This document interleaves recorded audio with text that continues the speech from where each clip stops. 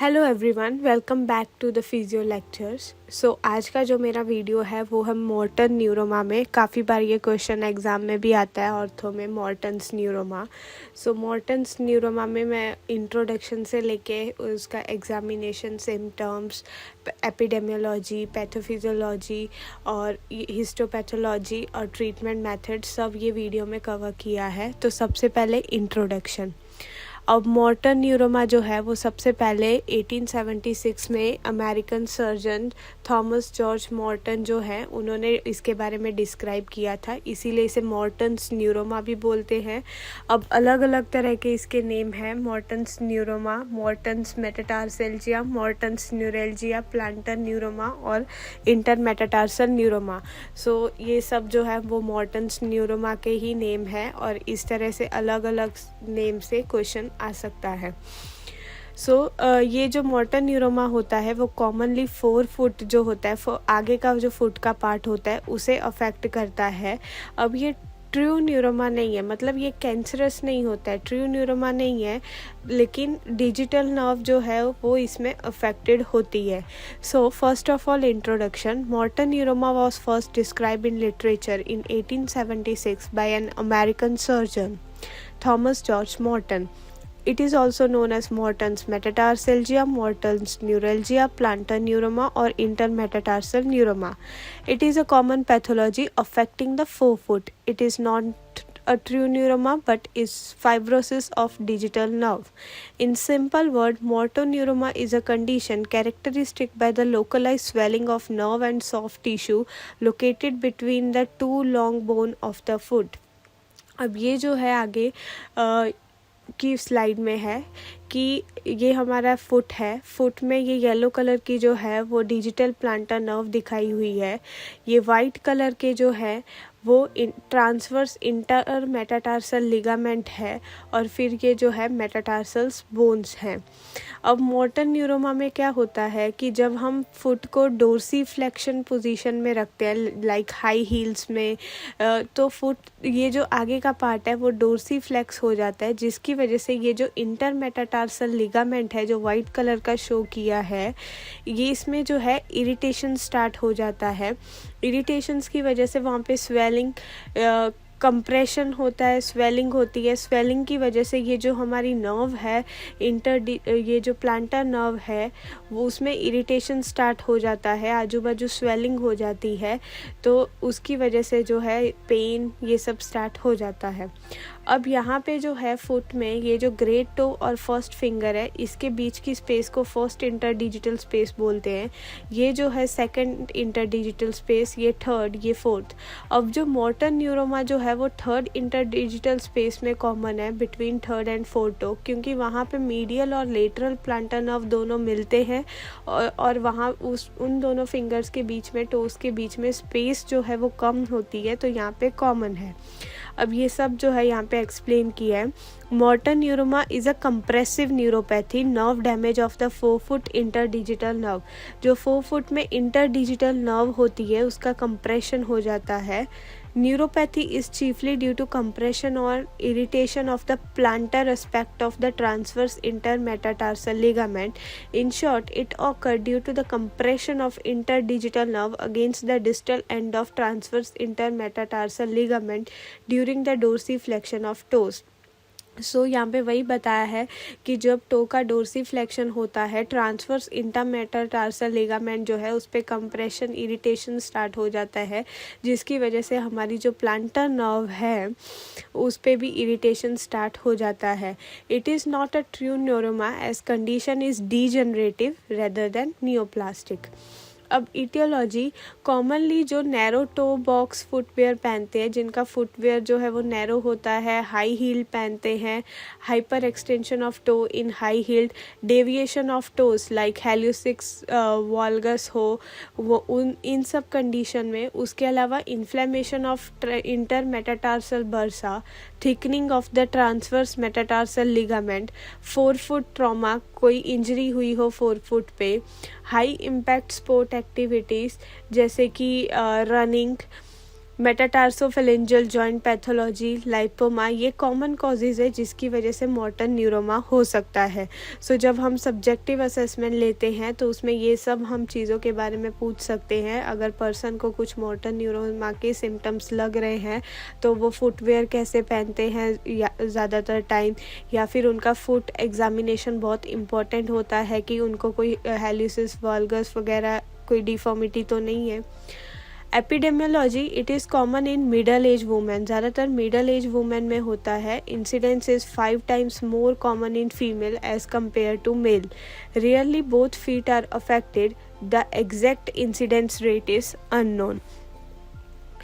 Next pathophysiology. अब pathophysiology में वही बताया कि मोटर न्यूरोमा जो है वो थर्ड इंटरस्पेस में, मतलब थर्ड और फोर्थ टो जो है उसके बीच में कॉमन होता है, because it is narrower compare to other spaces as the common digital nerve to the third space receive branches from medial and lateral plantar nerve। क्योंकि थर्ड इंटरडिजिटल स्पेस में medial और lateral plantar nerve दोनों की branches आती हैं।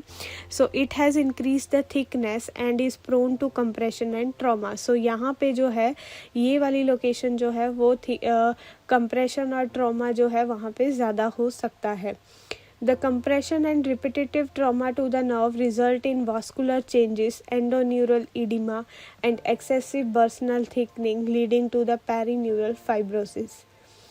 उसके बाद histopathology में जब हम देखते हैं तो वहाँ पे एकदम फ्यूजिफॉर्म स्वेलिंग दिखती है, जहाँ पे प्लांटर इंटरडिजिटल नर्व का मीडियल और लेटरल ब्रांच मिलता है वहाँ पे जो है स्वेलिंग दिखेगी। Grossly there is a fusiform swelling near the bifurcation of the plantar interdigital nerve with thickening of adjacent tenosynovial tissue. Next symptoms. अब कोई पर्सन जो है जिसे मोर्टन न्यूरोमा है उसके सिम्टम्स जो हैं काफ़ी सिमिलर होते हैं। सबसे पहले बर्निंग और शार्प पेन होगा, जनरली बॉल ऑफ फुट पे, और ये टोस में से जो है कभी कभी बैक ऑफ फुट की तरफ जाता है। जनरली जो है टोज एरिया में पेन होगा, और वेट बेयरिंग एक्टिविटी में जो है वो पेन ज़्यादा होगा, like running, walking. Night pain जो है वो कम होता है, क्योंकि नाइट पेन में मोस्टली जो पर्सन है वो नॉन वेट बेयरिंग पोजीशन में होता है, इसलिए जो है पेन कम होता है। तो नाइट पेन जो है कम होगा, लेकिन वेट बेयरिंग एक्टिविटीज़ में पेन ज़्यादा होगा, और जो टो एरिया होगा वहाँ पे ज़्यादा होगा। Patient describe a sensation of having pebble और marble under their forefoot as they walk. अब इसमें होता क्या है कि जब पेशेंट्स जो है मोटर न्यूरोमा जिनको होता है वो इस तरह से बोलते हैं कि जब वो चलते हैं उनको ऐसा लगता है कि पैर के नीचे, फोरफुट के नीचे जो है पत्थर या पेबल जैसा लगता है उनको। Pain is typically between the base of the third and fourth toe. Third और फोर्थ टो के बेस पे पेन होगा, लेकिन कभी कभी सेकेंड और थर्ड टो में भी होता है। देयर में बी नमनेस और unpleasant tingling in the toes. कभी कभी नमनेस भी होगी, टिंगलिंग टोज में। With prolonged walking the pain may radiate to the hind foot और लेग्स कॉजिंग क्रैम्प। जब पर्सन जो है उसको मोटर न्यूरोमा हो और वो जो लॉन्ग वॉकिंग करे तब पेन जो है वो 4 फुट से हाइंड फुट की तरफ जाता है और उसके बाद लेग की तरफ। स्प्रिंटर्स जो शॉर्ट डिस्टेंस रनिंग करते हैं may feel pain as they push off from the starting block. उनको जनरली पेन कब होता है? जब वो पुश ऑफ पोजीशन लेते हैं, क्योंकि पुश ऑफ पोजीशन में जो है टो डोर्सीफ्लेक्स होते हैं, तो उस टाइम पे जो है इरिटेशन ज़्यादा होता है। Problem with shoe wear are common. High heel shoes which put the foot in similar position as sprinter push off can aggravate the condition. जो लोग हाई हील पहनते हैं उनका सेम पोजीशन आता है जैसे स्प्रिंटम पुश ऑफ करता है उस टाइम पे, तो ये जो हाई हील पहनते हैं उनमें भी ये जो कंडीशन एग्रावेट होती है। टाइट नैरो शूज़ जो है वो भी कंडीशन को एग्रावेट करते हैं, क्योंकि इसमें जो है टो बोन्स जो है कंप्रेस होते हैं और जो है जिससे नर्व जो है वो पिंच होने लगती है। तो ये कॉमन सिम्टम्स हैं। सबसे पहले पेन, 4 फुट में नाइट पेन रेयर होता है, पेबल और मार्बल टाइप सेंसेशन फील होता है। Pen generally 3rd 4th to के पास ज़्यादा होता है, उसके अलावा 2nd और 3rd टो में भी हो सकता है। कभी कभी नमनेस, टिंगलिंग भी होगा। पेन ज़्यादा वॉकिंग से जो है 4 फुट से हाइंड फुट की तरफ और फिर लेग की तरफ रेडिएट हो जाता है। स्प्रिंटर्स जो होते हैं वो पुश ऑफ पोजीशन में ज़्यादा पेन फील करते हैं।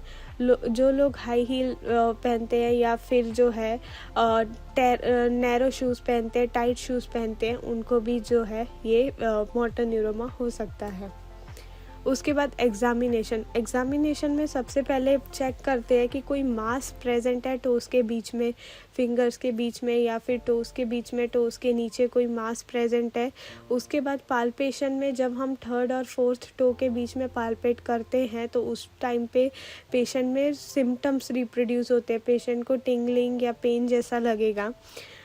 और कभी कभी क्या होता है कि जब हम 4 फुट को मीडियोलेटरल डायरेक्शन में कंप्रेस करते हैं तो एक क्लिकिंग साउंड या क्रंचिंग साउंड फील होता है, जिसे मल्डर क्लिक बोलते हैं। So examination of toe, if there is any mass present between toes, palpation in the affected space may reproduce the system. Compression of the forefoot in mediolateral direction while palpating the affected space often result in significant crunching or clicking feeling, commonly known as Mulder signs.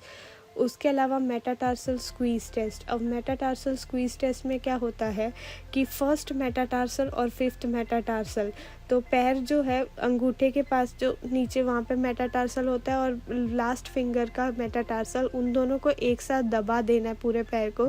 जब हम squeeze करेंगे, अगर motor neuroma होगा तो patient को जो है pen होगा, टिंगलिंग सेंसेशन आएंगे, जिससे टेस्ट पॉजिटिव होता है। अब एक्सरे में न्यूरोमा नहीं पता चलता है न्यूरोमा है या नहीं, क्योंकि ये नर्व और सॉफ्ट टिश्यू रिलेटेड है। पर अगर कोई पेशेंट को फुट पेन हो रहा हो तो स्ट्रेस फ्रैक्चर या आर्थराइटिस है या नहीं, वो रूल आउट करने के लिए होता है। उसके अलावा अल्ट्रासाउंड, एमआरआई और इलेक्ट्रोमायोग्राफी। अब इलेक्ट्रोमायोग्राफी में क्या होता है कि नर्व्स और मसल्स की इलेक्ट्रिकल एक्टिविटी टेस्ट होती है। कभी कभी क्या होता है कि कोई और नर्व कंडीशन हो लेकिन वो मोटर न्यूरोमा के सिम्टम्स हो, तो उसको रूल आउट करने के लिए इलेक्ट्रोमायोग्राफी टेस्ट किया जाता है। तो ये सब एग्जामिनेशन में है। अब ट्रीटमेंट में non operative treatment method, medication और फिर ऑपरेटिव ट्रीटमेंट मेथड। अब नॉन ऑपरेटिव ट्रीटमेंट मेथड में क्या होता है कि सबसे पहले वेयर गुड शूज़। अब गुड शूज़ में क्या होता है कि वाइड टो बेस हो, हाई हील्स नहीं पहननी है, शूज़ में प्रॉपर सोल हो, इनसोल्स हो, उनका जो टॉप हो वो ज़्यादा टाइट ना हो, पॉइंटेड ना हो। So wear good shoes, choose supportive shoes with a wide toe box, shoes with shock absorbent soles and proper insoles can help. Don't close the top of the shoe too tightly and avoid shoes that are tight and have pointed toes or have heels. Use shoe pads. Put these over the counter pads into your shoes to relieve pressure. Ice use कर सकते हैं to reduce pain and swelling. Rest, first few days में rest करने का try करना है, massage feet में करनी है और स्पोर्ट्स एक्टिविटीज़ कुछ टाइम के लिए जो है वो अवॉइड करनी है, ताकि और वो भी ऐसी स्पोर्ट्स एक्टिविटी जिससे पेन एग्रावेट हो रहा हो या पर्सन के फुट पे प्रेशर ज़्यादा आ रहा हो। मेडिकेशन में अगर नॉन ऑपरेटिव मेथड से नहीं होता है तो मेडिकेशन साथ में कुछ लोग लेते हैं, जैसे कि steroid injection, alcohol sclerosing injection, जिसमें क्या होता है कि अल्कोहल सॉल्यूशन इंजेक्ट किया जाता है पेन कम करने के लिए। एनासिड्स, एंटी इन्फ्लेमेटरी ड्रग्स जैसे आइबुप्रोफिन और एस्पिरिन। एंटी इन्फ्लेमेटरी ड्रग्स या तो माउथ के थ्रू ले सकते हैं या तो जो है स्किन में इंजेक्ट की जाती है direct. Local anaesthetic injection to numb the nerve and relieve pain. In presence of synovitis, the instability और डिफॉर्मिटी, तो उसमें कुछ स्प्लिंट्स या स्ट्रैपिंग दिए जाते हैं जिससे सेकेंडरी न्यूरल्जिया कम हो, जैसे कि wooden splint, canopy toe strapping. Next, operative treatment. अब नॉन ऑपरेटिव ट्रीटमेंट ना वर्क करे तो ऑपरेटिव ट्रीटमेंट करना पड़ता है, जिसमें सर्जरी होती है। अब सर्जरी में क्या होता है कि एक तो डोर्सल अप्रोच लेते हैं, एक प्लांटर। डोर्सल अप्रोच जो होता है उससे patient immediately after operation weight bearing position में आ सकता है, लेकिन प्लांटर अप्रोच जो है उसमें रिस्क ज़्यादा है, वुंड कॉम्प्लिकेशन के चांसेस ज़्यादा हैं, क्योंकि जब हम वेट बेयरिंग पोजीशन में होते हैं तो सारा वेट जो है वो प्लांटर साइड पे होता है, तो इसलिए प्लांटर अप्रोच जो है वो रिस्की है और प्लांटर अप्रोच में जो है वेट बेयरिंग भी लेट ले सकते हैं। So, if non-operative management fails, then surgery is indicated to treat. The neuroma is excised using the dorsal or plantar approach. The dorsal approach allows the patient to weight bear immediately. With the plantar approach, there is a risk of wound complication and scar sensitivity. The dorsal approach allows immediate weight bearing post surgery and is better tolerated by the patients.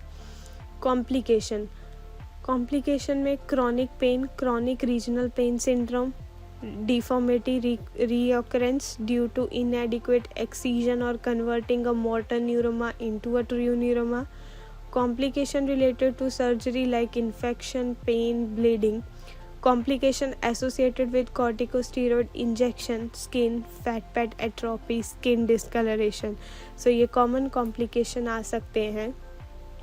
अब ये सारी जो information है वो ये 4 articles में से ली है, जिसके रेफरेंसेस मैं डिस्क्रिप्शन में भी डाल दूँगी लिंक्स, तो आप वहाँ पे जाके इसे डिटेल में भी रीड कर सकते हैं ये 4 आर्टिकल्स को। अगर आपको भी ऐसे ही और कोई वीडियो पे और कोई टॉपिक पे वीडियो बनाना हो तो आप मुझे कमेंट सेशन में बता सकते हैं, और अगर मेरा वीडियो अच्छा लगा हो तो लाइक एंड शेयर ज़रूर करें और मेरे चैनल को सब्सक्राइब करें। Thank you.